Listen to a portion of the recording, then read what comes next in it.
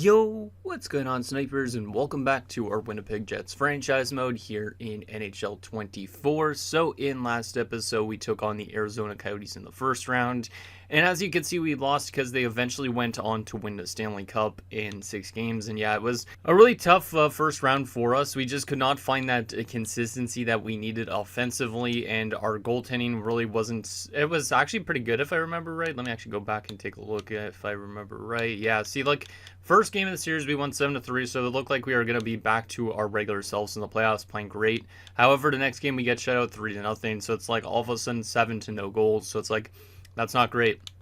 The next game we responded to with a nice 4-0 win, so it's like, okay, maybe we're actually going to start playing good defensively, good goaltending, good offense, that type of thing. Well, the next 3 games, we lost all by a score of 1 goal, so we just could not edge out those tight games, and unfortunately, we lost in 6 games. So that was our first round exit in quite a long time, unfortunately, but at least it was to the best team in the NHL.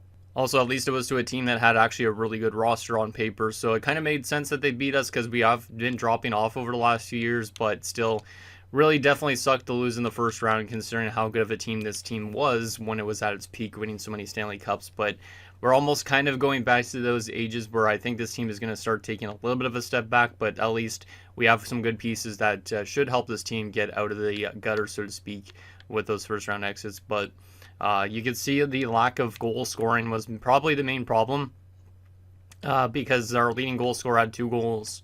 Everybody else had like 1 goal pretty much. So we had some offense from a lot of different guys, which is good, but we just didn't get enough of it.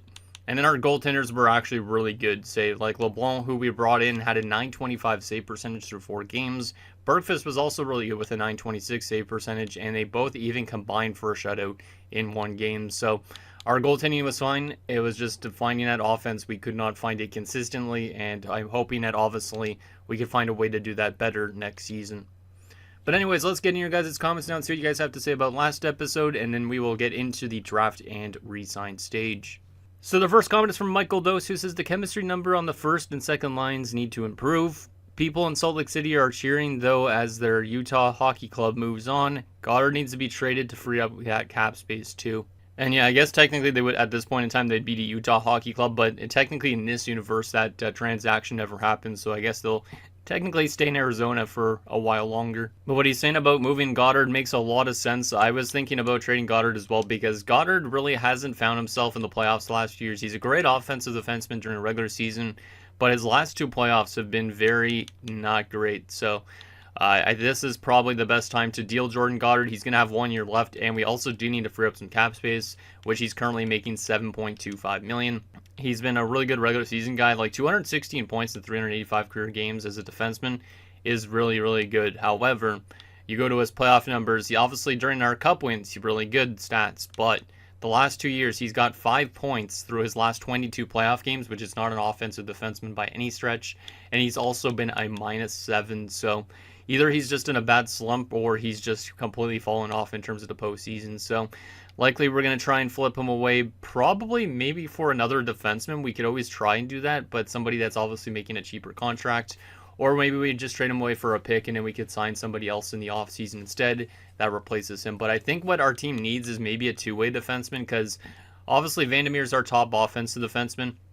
We have Scarlett right now who hopefully will come back next season. He is a DFD. You also have Backer, who's a DFD, Reese, who's a 2-way, and you have Blum, who's a DFD. So I think another 2-way defenseman would be good, or another offensive defenseman that could actually produce in the playoffs. One of the 2 would be probably the best options for our team. Also, I don't know if Reese will be in the lineup full-time next season again. It depends on, obviously, contract negotiations. So I think a 2-way defenseman probably could be an option that we look at. And the last and final comment is from Sandro Taco. Says the Jets dynasty is indeed looking to be over. With the time you have left, maybe you can retool the roster with some of your younger prospects. Defense should be the target of the draft, since I agree that it's probably time to move on from Goddard, even though he's still generally a good player. And yeah, I think it's definitely, like I was saying, the time to move on from Goddard. I don't know necessarily about fully like breaking down this team in a sense with the young guys in a way, because obviously I would prefer that we still make it to the playoffs and all that. However, this series likely is getting closer to its end. I don't know if I'm going to do rate the full 25 years because with college football out, a lot of people want me to do a series on that. So I feel like this series would be the series that would basically get replaced by my college football series. However, that will be after I get back from British Columbia. So I think that would probably be the best bet, is ending it around that point. But obviously, I want to kind of still go to the end, and especially in case like guys like Irvin and Jacquezie and all those type of guys, I want to see what their stats are like when they retire. But I don't know how much of it's going to be on YouTube. I know Irving's probably going to retire in this YouTube series for sure. But guys like Vandermeer, I do definitely want to see their career pan out as well. However, I don't really know if the series will go for the last 8 seasons or whatever we have. So really depends, I guess, on that sense. But anyways, there is that. And I think we're ready to think about moving out Goddard.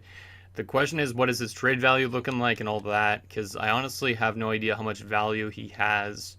I would assume he has a good amount of value based on the fact he picks up a lot of points. LeBlanc's a pending free agent as well. I don't know if he comes back, which is unfortunate. But he was pretty good when he was here. These other prospects can stay on the block. Actually, let's remove a couple. Actually, let's just remove everybody that's on the block currently, because these aren't guys I'm going to probably trade away. But I want to see Goddard's trade value here. It's pretty good. It's pretty good. It's a little bit less than Vandermeer's, not by much.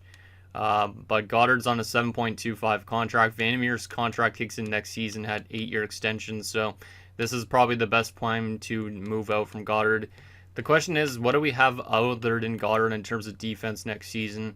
We have Vandermeer. Blum is a pending free agent. I don't know if he's going to come back either, which is unfortunate. So we definitely have Vandermeer, Backer locked up for next season. I believe everybody else is a pending free agent, which is not great.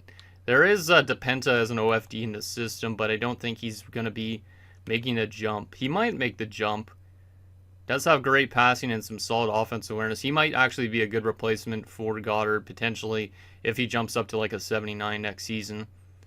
Kopecki's not ready yet. Yeah, we don't really have much defenseman ready in the system as of right now, so probably the best bet is to trade Goddard for pick and stuff like that, or for another defenseman, maybe just to replace him, like I said, straight up. That might not be a bad idea. But yeah, he's got good value, so we should be able to get something decent for him. So let's get into this draft. I forget what we were going to draft in this episode, but I'll come to that when we get to that point. But let's take a look at the trade finder and see what I get offered for Goddard first and foremost. And then we'll actually scout out some potential options as well. So the only 2 trades that get thrown to me are Lowe and Duncan, or Dalibor Dvorsky in 2 seconds, which both of them don't make sense because they're all older guys. I don't really need the depth on offense. That doesn't make sense. So I think we're going to have to just actually find a trade specifically for Goddard to free up that cap space.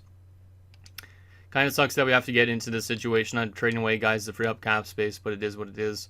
So I'd prefer to trade him to an Eastern Conference team for sure. Probably one that's not doing the best.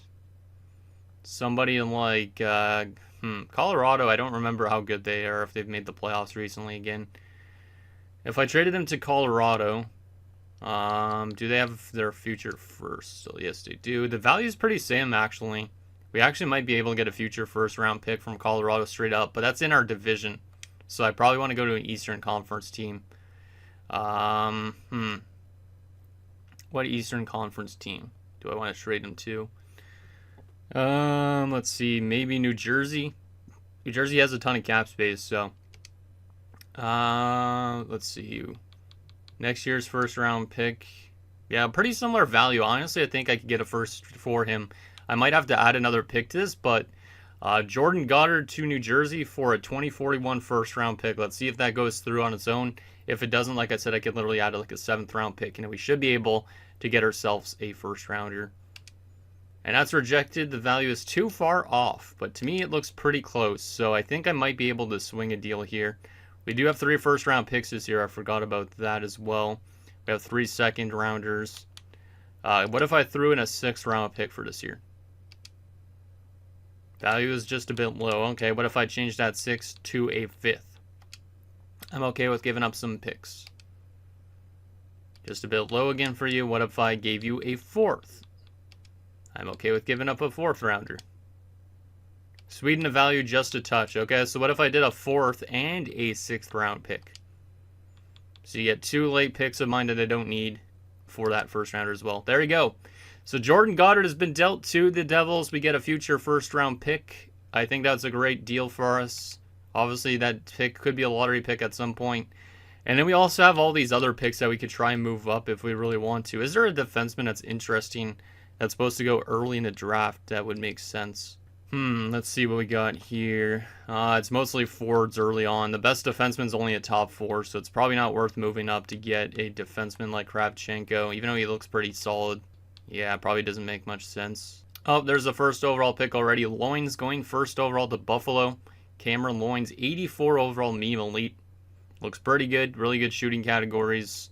Yeah, he's going to be a good sniper for them. A lot of X factors as well with him. All right. Trying to think if there's anything we want to look at. Let's take a look and see if other teams have any defenders out there too. Technically, I should have done that before trading Goddard for future first, but I do want to see if any teams have any interesting defenders on the block that could help us out. Let's just sort this by overall or something like that. That might make it a bit easier. Arizona just won the cup, so they probably won't want to move anybody. Boston, I don't remember how they were last year. They have keeping, but 3 years left. Preferably looking for somebody on a 1-year deal. But then again, they would be pending free agents as well. So probably 2 years would be the one we want to look for. Yakubov has an 83, Yeah, probably a lot of these guys aren't super good. Pirala, making a lot of money. Slager's got 1 year left before he tests free agency potentially, but this guy is making a ton of money right now, which means he's going to make a ton of money when he's a free agent likely. So no thank you on that front. Crest isn't too bad. Dallas has been a bad team, but I don't think they're going to want to do anything crazy. Yeah, I don't think so. Crest is making $9.3 million as a two-way defenseman. That means 1 year left basically, but he's only 25, so I think they'll try and re-sign him potentially when it comes to that point. Not really seeing a ton out there. Like, it looks like there's not a lot of good defenders in the league at the moment. Like, you've seen the highest overall rating is mostly 83s. Obviously, we just traded Goddard to New Jersey, and he's going to help out that defensive core quite a bit. Be a #1 defender. The Islanders, not really anybody. The Rangers, Barkov, but he signed for 4 years. Virtanen, signed for 3. How good is Virtanen? Two-way defenseman as well. Was really good last year, but he's probably, the Rangers are probably in the playoff spot, almost winning cups and stuff, so I don't think it makes sense for them to move players. Obviously, there's our former guy, Connor Vernarski, but he doesn't really make much sense at this point. Danielson on 3 years left on the Flyers. There's also Bodens, who's a pending free agent, but he does have a 1-year extension in place. That's kind of interesting because we have seen Bodens say he's a very good offensive defenseman, but would the Philadelphia Flyers even be willing to trade him? Probably not. Bellamy's the 2nd overall pick. Looks pretty good. Another power forward, so another good goal scorer. I don't really know if the Flyers would be willing to trade Bodens. I know they just had a rough year. I don't think that's a player that they would move out, to be honest. But you never know. Because he has have a 1-year extension. He's definitely going to be testing free agency soon. But that cap hit is really crazy for next year. Which makes it make no sense that we just got rid of Goddard, basically. He was making less of a cap hit. Yeah, it would hurt us more cap-wise. So I don't think Bodens makes sense unless we get them the retained salary next season if we try and trade for him. We could also just wait till the free agency portion opens for defenders. Denis is pretty solid too, making a lot of money though. He was the 1st overall pick 1 year. Not the most insane defenseman. Actually does pick up a lot of penalty minutes though. And then also could pick up points. So he's kind of a unique defenseman in that sense. But, yeah, I don't think I'm going to probably trade for a defenseman. I think I might just wait till the free agent class opens up. Kavapol is a decent defenseman too. Panaye. Oh, yeah, we didn't sort this by overall. There you go. Kiviharu. Finley has a couple years in extension. Roloff has got a couple years left on his contract. Yeah, the league doesn't have a super lot of high-end defenders, it looks like, at the moment. There's some good players. Nylander's a pending free agent. We'd have to sign him, and he's going to get over $10 million probably as an offensive defenseman, so probably not the best to make him. It looks like they're trying to free up cap space by moving out Palin, but I can't take Palin back.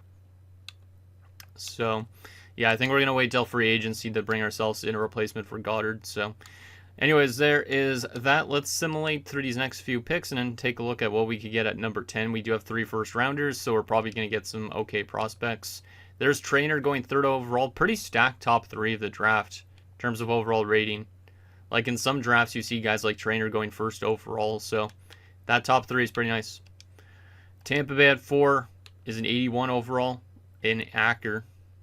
Okay.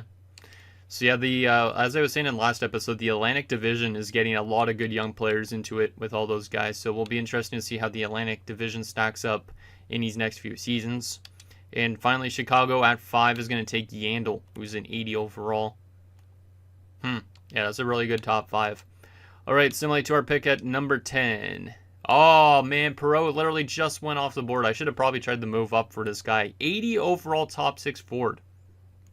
That would have been kind of nice. I mean, we don't really need that right now, but a top 6 forward being NHL ready is actually kind of insane. So the Canucks might have just got a really good steal there. There was also Pekka Rinne, who was an 80 overall top 6 as well. So really interesting top 10 here so far. I don't know if we're going to get somebody that high of an overall, but let's take a look at what we got here. We should probably prioritize defensemen, which means Harvey Moreau. Ooh, Harvey Moreau is 1 year out. Yeah, I think we might have to take Harvey Moreau because we do need defensive prospects, like you guys were saying. Even though like Carson O'Neill looks good, I think we got to go for the defenseman because we do need defenders a lot.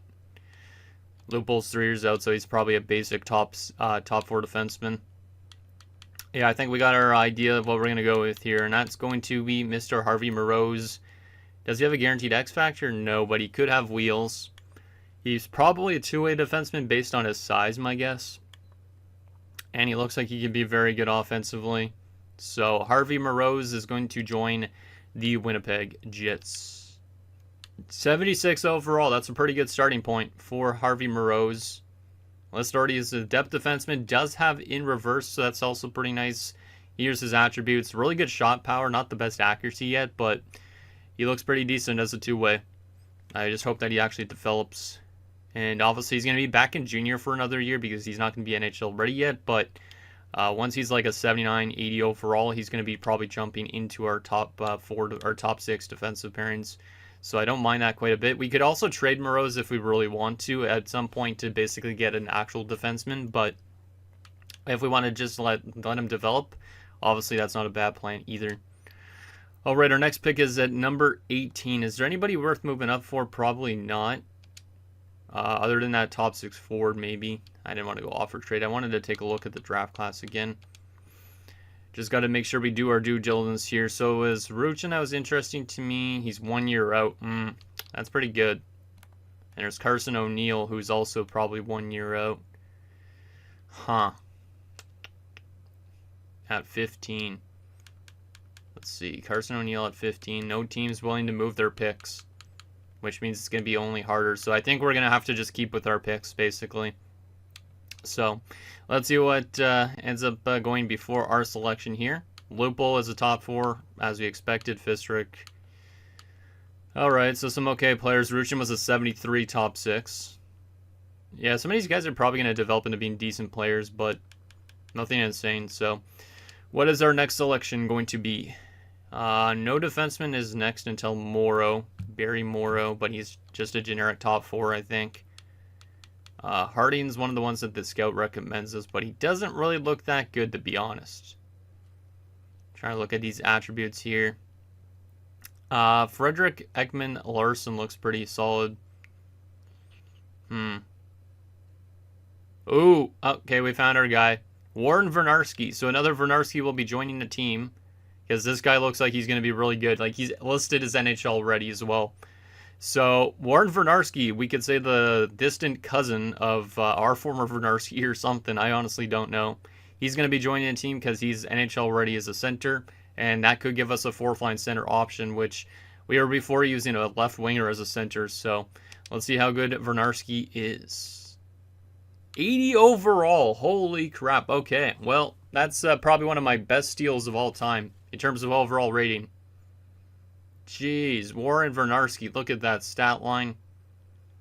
He's only a top 6 forward, but he just went 18th overall. 80 overall to start. That was insane. So yeah, this guy is going to be joining our team next season. So shout out to Warren Vernarski for making it even a little bit tougher in terms of who we want to have on our roster. But still, that gives us good depth down the middle now with a nice actual legitimate bottom six center at the moment.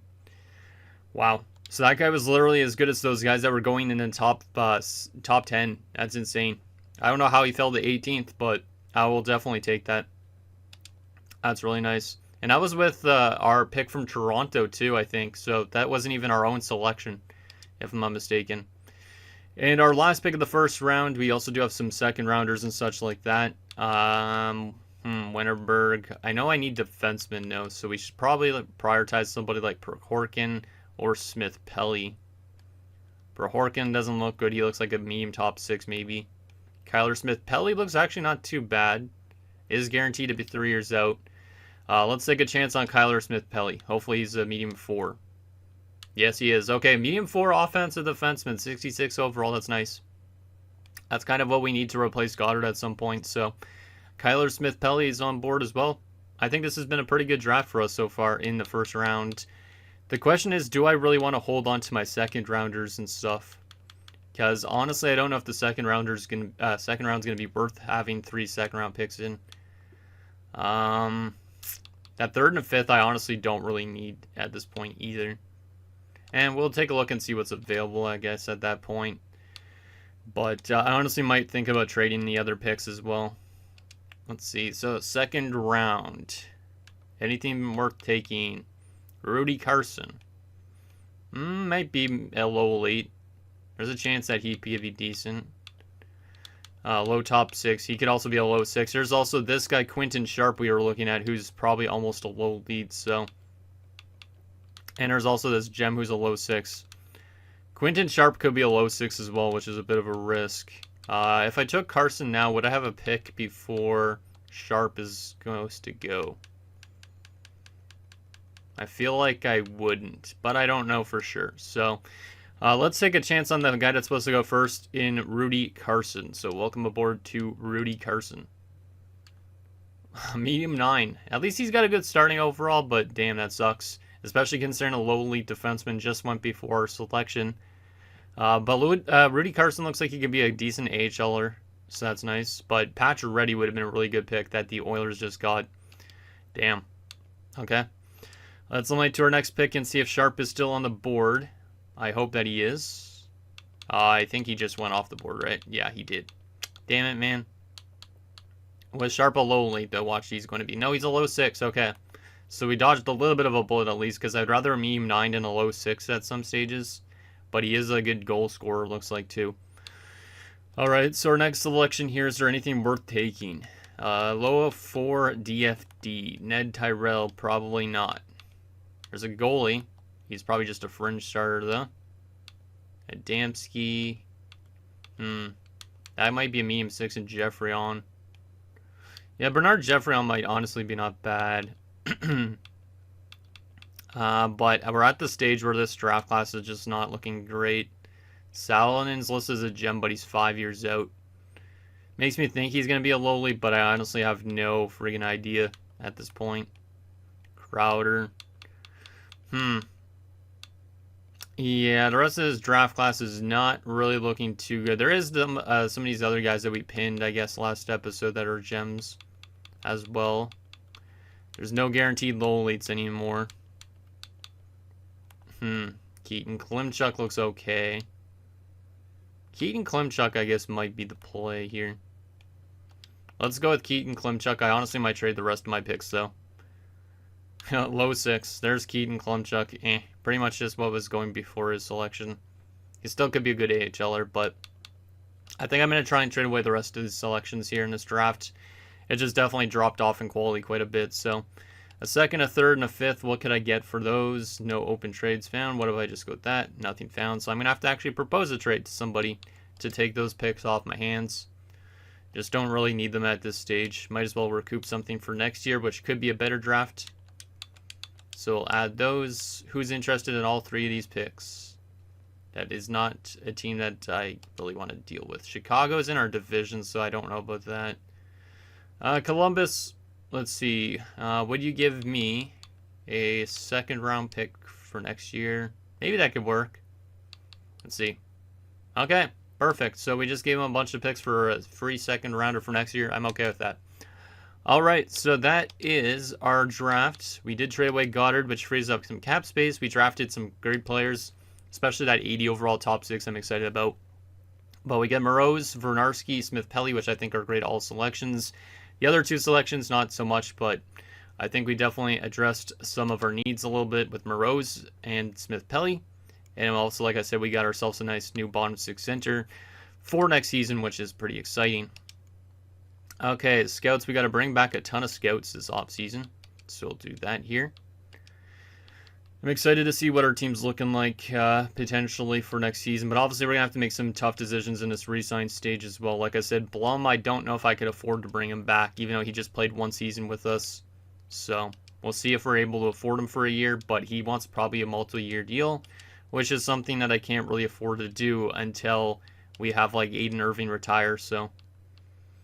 which is probably coming relatively soon, like in the next 2 seasons or so. Maybe even less than that. Okay, so all the scouts are dealt with. That's good. And let's see what we got to do. How much money do we got to spend in the resign stage? Only $21 million. See, if we didn't trade away Goddard, we'd only have $14 million to resign everybody on our team that we needed to. We do got quite a few RFAs, which is good, so at least I could qualify a good chunk of these guys here. But I will sign any of the ones that want a 2-way contract, just because I feel like that's easily attainable to do. And then the ones that want 1-ways, we'll probably have to qualify them so they take a little bit less money. DePenta wants still a 2-way, that's good. Kang, does he want a 2-way? He does, okay, that's nice. Considering he played a little bit in the NHL last season. Baker still wants a 2-way, we'll get you back. Hagelin, I don't know if I want to bring back Hagelin. He's been a depth forward for us. He's not been a terrible option. He's played only 3 games with us with the 1 goal. And he also had an assist in his only playoff game. He's not really that bad as a 2-way depth option, but do I need him? What does he want for his contract? He wants a 2-way deal as well. So you know what? We're going to give it to him. He could potentially be in the AHL next season or as a depth option in the NHL.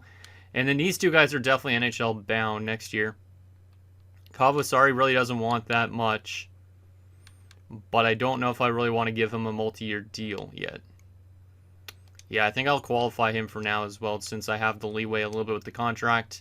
Same goes with Timmins, because, yeah, Timmins is trying to get over $2 million, which is a bit expensive. We'll just qualify the both of them.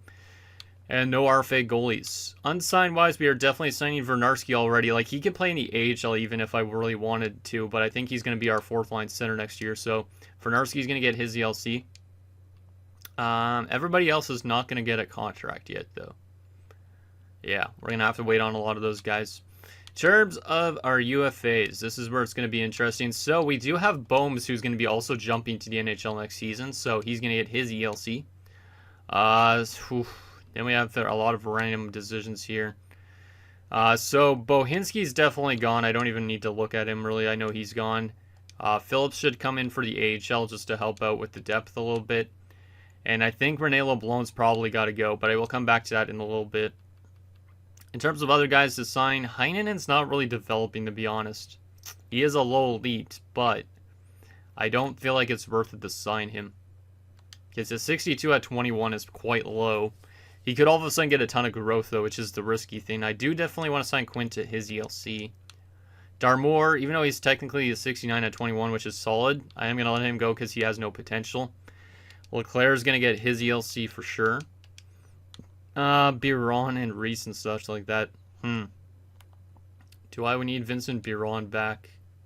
He's been a pretty good defenseman down there in terms of offense. I guess I could try and hold on to him a little bit longer in the AHL. But do I want to bring in Heinenen? Such a weird one. He's got good shooting attributes, but I don't think he's going to make the NHL, really. But I will give it to him just because he's got the potential. Worst comes to worst, he gets dealt in some trade. In terms of our NHL actual guys, though, this is going to be really interesting. So I'm probably going to advance today just to get rid of all these notifications that we've signed some of these guys so far. So let's just do that. And that way we can see who we still have to sign in terms of those UFAs. But That way also we get rid of a lot of these scout assignments that are getting signed. All right, so no rejections in the UFA department, I think, which is good. So we have $22 million to sign these UFAs and those two RFAs. So first and foremost, Quinton Reese. To be honest, that's not really that bad. I know it's a multi-year deal, but he has been actually decent. He does bring some offense, not a ton of it. He's not overly expensive. He's actually been a pretty good defenseman in terms of actually being out there on the plus side of things. I don't know about giving him multiple years, though, because I think he's going to regress relatively quick. So let's do a one-year deal for Reese's 1.7. Mishenko, I think, is probably going to be gone here. He does want a two-way deal, but he's been just stuck in the AHL for a long time. Has 2 points in 3 career NHL games, and he's been a really solid AHL player. But do I want to let him go to free up roster room in the AHL? Maybe. Maybe I'll try and get him on a one-year deal just to help out the AHL club, just in case. Lalonde for sure is going to be gone. He was a depth defenseman for us anyways. And then we have Scarlett and Blum and LeBlanc. Scarlett's been a top 6 defenseman of ours for a while. Has been plus pretty much every year of his career. He's got 98 career points. It's been solid in the playoffs as well.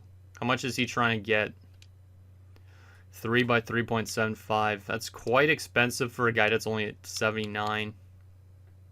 Especially with the cap space we have. A one-year deal is not the end of the world. What is Blum trying to get? Yeah, there's no way I'm bringing back Blum. I can't afford to just throw $15 million at one player right now. So, unfortunately, after one season with us, Blum is going to be leaving. He was an okay player in the regular season. Playoff-wise, didn't really do too much. There's just no way I'm paying him $15 million when I only have $22 million in cap space. We need that for free agency, so we'll see if there's anything else out there. But best of luck to Blum in the free agent department. That's just way too expensive for me.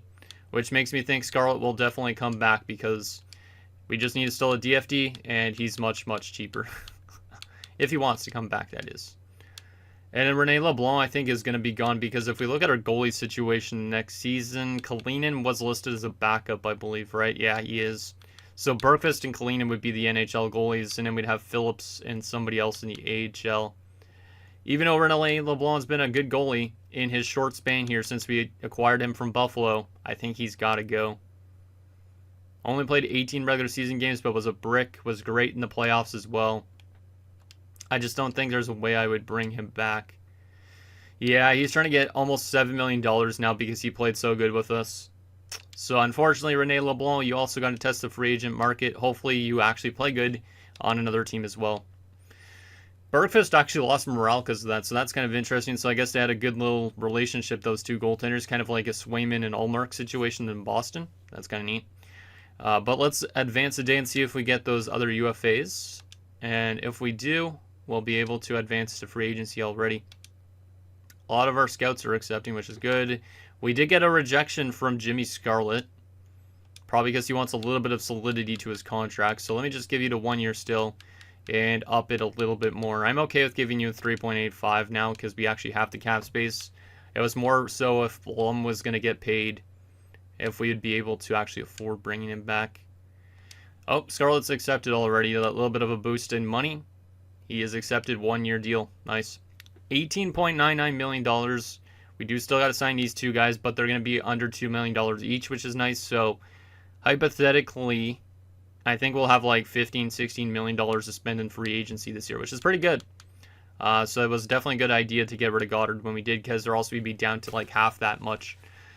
But our team definitely needs a lot of things still on defense, I think. So next season, we probably already have our goaltending situation locked up with Bergqvist and Kalinin, because Kalinin will likely jump up. Defensively, we got 1, 2, 3, and 4 defenders. We need technically some more defensemen for sure. Depenta might jump up, but there's a low risk that he might not. He could be a 78 next season. So we have 3 right-handed defensemen and 1 left-handed defenseman. Unless Reese was lefty? No, right, he wasn't. Okay. So we need two more, or at least two more left-handed defensemen, and we need a depth defenseman. So we need a lot of defenders. So that's something we'll look into. In terms of forwards, I think we're probably good. We got 1, 2, 3, 4 with Waters, 5 with Kavusari, 6, 7, 8, 9, 10. And then we have 11, 12, 13, 14. Yeah, we might have to move out somebody on this team. Because if we look at the forward group right now, 2 of these guys would be scratched. And I don't want to scratch Bohms, don't want to scratch Kavusari, Waters, Vernarski. So unless we started Vernarski in the AHL, because he's only 18. But it also could be risky. He is also a 4th line center already, so yeah, we might have to look at trading away somebody. Like Akeem Hansen could be that type of guy, but he is a center too, which we kind of need more of. It's the wingers where there's a little bit more of a log jam. Because Kavusari and Waters are pretty much competing for the exact same roster spot. However, if we got rid of Bulbrook, it'll free up more cap space. And then we could get some of these guys into the 3rd line. So there is a chance we can move out somebody like Bulbrook or Jaquezie. But I don't think I'd move out Jaquezie. Irving's playing on the left side, which is also a little bit of a logjam. Because we got Blunden, who's our best left winger according to this. We got Walter as well. Timmins is not that bad. Bohms is already jumping to the NHL. Harrison's back in the NHL again. So these 3 guys are also all competing for like almost the same roster spot. And Timmins is an RFA, so we could trade away his rights hypothetically. And then we could play Bohms and Harrison, but that would still have us on 5 left wingers because Aiden Irving would be playing on the left side. So yeah, we have a little bit of a dilemma here. A little bit of a dilemma. The good thing with Hansen is he's got 1 more year left before he's an RFA again. But I feel like we need more centers, unless we want to use Vernarski as a 3rd line center. And then we could use Bomick as the 4th line center instead, or as a depth option. Or we could once again use Harrison as a 4th line center. And then, yeah, like Vernarski goes up. So Hansen could be a guy on a chopping block. But, yeah, the forward group is there's definitely some things we got to do with it. We could even trade some of those players for defenders if there's nothing available in free agency. So, a lot of decisions to make with this team going forward. So final thing we're going to take a look at is the free agent market and also the trading block to see what is out there. So let's see what is out there. We'll take a look first at the free agent department. So we don't need goalies or forwards, but I would still look at them anyways just in case you guys wanted to see what's available. So in terms of goalies, the best is Quincy. Obviously Rene LeBlanc, those type of guys. Yeah, I wouldn't go for any of these dudes anyways. But defensemen, this is something we definitely need, especially on the left-hand side of things, but I will look at all defenders. And Blum is by far the best defenseman available in free agency, so that's probably why he wanted to get paid so much. I don't know if I would bring him back. We do have the cap space, but it would definitely sacrifice the rest of our defensive core, so. But everybody else is kind of mid. I mean, there is this Kavanagh dude, but he's trying to get 7.75 as an 81. He is a DFD as well. Wow. Yeah, there is definitely a very lackluster defensive pool in free agency. But if you guys see anybody that I should bring in, let me know, because all these guys are pretty much top 4s. And then there's some top 6s. But we're going to need to bring in some more defenders if we want to make our defensive core strong. Maybe I should have held on Goddard in a sense. I honestly don't even know. So there is all that. In terms of forwards, not that we need them, but still show you guys, Vishnevsky's the best by a long shot. Isn't he a former St. Louis Blue, I think? Yeah, he is. I remember him. Thought so. Not really much else in the right wing department. Left wing side of things, Jass is the best. Former Nashville Predator, was he? Yeah, thought so. I definitely could remember a lot of these guys for some weird reason. Not really much else on that side of things. In terms of centers, there's Johnson. And that's pretty much it. Yeah, so there's not really a lot on forwards anyways, which is good. But we definitely need the defensive help. So let's take a look at the trading block. Maybe there'll be something better out there in terms of trades. But I feel like our defensive core is definitely taking a step back. Even with free agent signings that we potentially might make. Anaheim's only got 3 things on the block. That's weird. I don't think I've ever seen that before. Because most teams always have 5 things on the block, but Anaheim's only got 3. Huh, okay. Don't care about these prospects. Don't care about picks. We're looking for more guys that could help us out right now on the defensive side of things. Yakupov on 1 year left, but he is making 6.98, which is a bit expensive, but we might need some bodies pretty much on defense. Is there anybody else that's good? Because this is not looking too good defensively. Wait, wasn't Gostad really good at one point? No, it was a different guy. I think that was Pritchett. Yeah, not really anything there. Lapalainen as an 83, but he's got an 11.565 salary cap. We'd have to get him on 50% if we wanted him, because that's an expensive contract for an 83.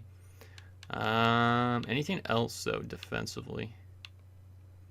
Not really so far. Well, it seems like the league is definitely in a dire strait in terms of defense. Seneki, no, don't need any of those guys because they're all forwards.